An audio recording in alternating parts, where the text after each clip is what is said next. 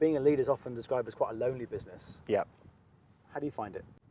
It is lonely. I can see why people say that, because when you're doing well, everyone wants a piece of you. But when it's not going so well, then you've got to deal with it on your own, and that's what I found in the first 6 months. But I'm thick-skinned. I've got called a very good player. I've got called a terrible player. I've got called a player that I should never play ever again. So I'm sure I'll get called that as a manager. The right selection, the wrong selection. Don't know what I'm doing. Do know what I'm doing. I'm thick-skinned. A lot of CEOs and leaders have a mentor. Yeah. Do you have one that you call on regularly? It was my father.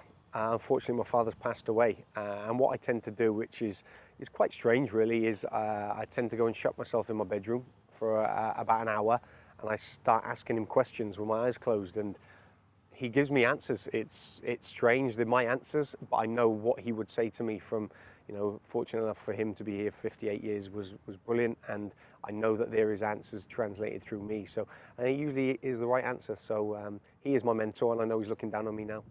How do you feel after you lose? My wife's not too happy. I know that. I'm disappointed, but I'm disappointed for the effort that the guys have put in.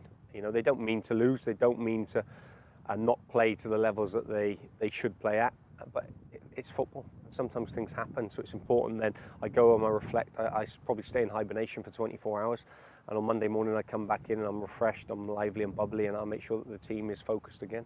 You've experienced losing, of course, as a player, so you know how it feels to go home Saturday evening, Sunday evening, having lost, and then have to come into training the next morning and sort of like pick things up. Yeah. So how do you manage that as a coach? Because that seems to be one of the hardest things. It is, and I think it's important that you have a coach that backs his players, because players do question themselves.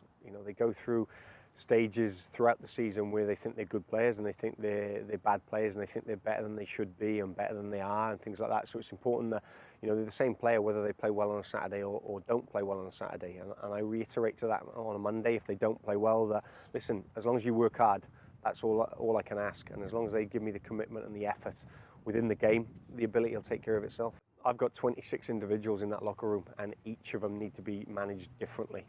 I try and do it as a group as much as I can, but the individuals that I need to speak to, I don't make a point of showing everyone in the group that I'm doing it.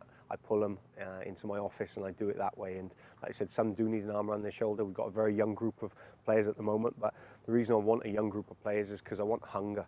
I'm a young coach who's hungry, and I want to get to as high a level as I can, and I want a group of young players who also want to get to the next level as well.